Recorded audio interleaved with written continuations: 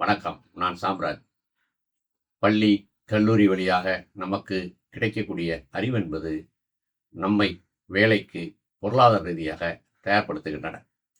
அடிப்படையான பண்பாடு, நாகரீகம், கலாச்சாரம் போன்றவற்றை வீட்டின் வழியாகவும் சமூகத்தின் வழியாகவும் கற்றுக்கொள்கிறோம்.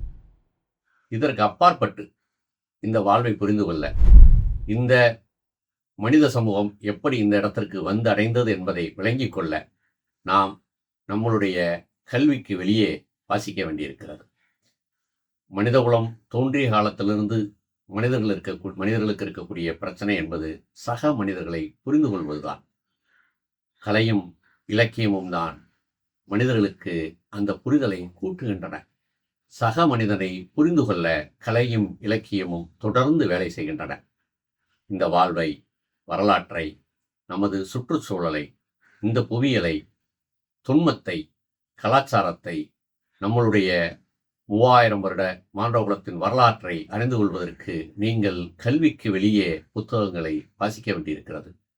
கல்விக்கூடத்தின் வழியாக கிடைக்கக்கூடிய அறிவு என்பது உங்களுக்கு அன்றாடத்திற்கான அறிவை வழங்கும்.